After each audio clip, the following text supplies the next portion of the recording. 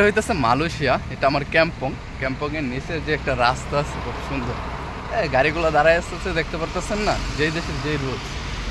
ওইখানে একটা red single আছে, ওই রেড সিঙ্গেল যখন ছুটবে তখন এই গাড়িগুলো দেখতে পারবে। আপনারা দৃশ্যগুলো দেখছেন, এভাবে লাইন বাই লাইন দাঁড়ায় থাকে প্রত্যেকটা। আবার এখান থেকে ব্রেক দিবে, এখানকার রেড সিঙ্গেল যতক্ষণ না ছুটবে ততক্ষণ এই জায়গা দিয়ে আসতে পারবে না।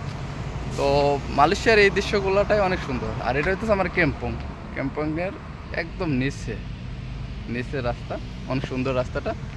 তো যেরকম দেশের যেরকম কালচার, তো এই কালচারটার কারণে হয়তো বা দেশটা অনেক উন্নত, বাট এই দেশের মানুষও অনেক মানে সচেতন।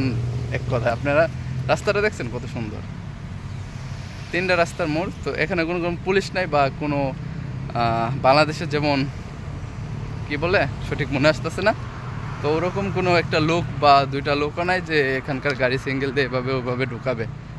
আপনি ঢুকবে শুধু সিঙ্গেলের অপেক্ষায়। তো যে দেশের যেরকম কালচার, এটা মালয়েশিয়া। তো যারা ভিডিও দেখতেছেন দেখতে থাকুন, সাপোর্ট দিবেন, পাশে থাকবেন, সবার প্রতি ভালোবাসা ও দোয়া রইল।